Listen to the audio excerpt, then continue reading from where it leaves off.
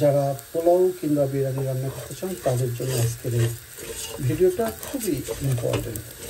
কারণ আমরা অনেকেই আছেন যারা একা একা থাকেন, অনেকে রান্নাবান্না জানেন না কিন্তু খেতে ইচ্ছা করে।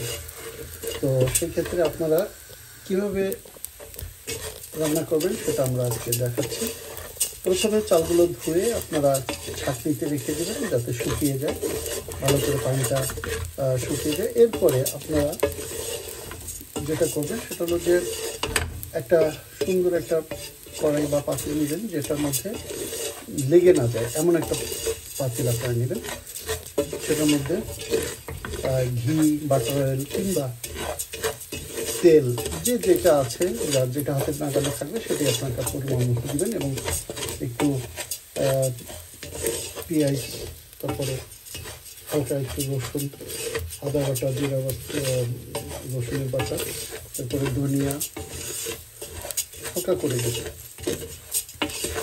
এরপরে লং, এলাচ, দারচিনি, তেজপাতা একটু একটু করে দিয়ে পরিমাণ মতো আপনারা এভাবে নাড়তে থাকবেন।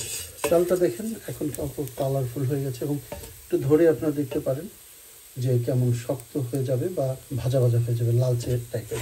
তখন আপনারা এখানে গরম করে রাখবেন পানি পরিমাণ মতো। ধরেন 1 কাপ যদি চাল নেন তাহলে ওই কাপেরই 2 কাপ পানি দিবেন, এরকম আর কি। একটা আন্দাজ করে দিলেও হয়, যারা এক্সপার্ট হয়ে যাবেন তারা। তো যখন ভাজা ভাজা হয়ে যাবে, ঠিক চালটা এরকম ভাজা ভাজা, যে দেখছেন আপনার শব্দ পাচ্ছেন, হাত দিয়ে আপনারা দেখতে পারেন যদি এরকম চালটা লালচে হয়ে যায় এবং ভাজা ভাজা হয়ে যায়, তখন আপনারা কিন্তু পানি দেওয়ার জন্য রেডি থাকবেন। হ্যাঁ, পানিটা এইভাবে যে আমি যেমন রেডি করে রেখেছি এরকম বলক আসবে, সেরকম পানিটা আপনারা রেডি করে রাখবেন। তো রেডি করে রাখলে পানিটা আপনারা দিয়ে দেবেন। এখন আপনারা পানি দিয়ে দেবেন। আমরা 2.5 পট চাল দিয়েছি, তার মধ্যে আমরা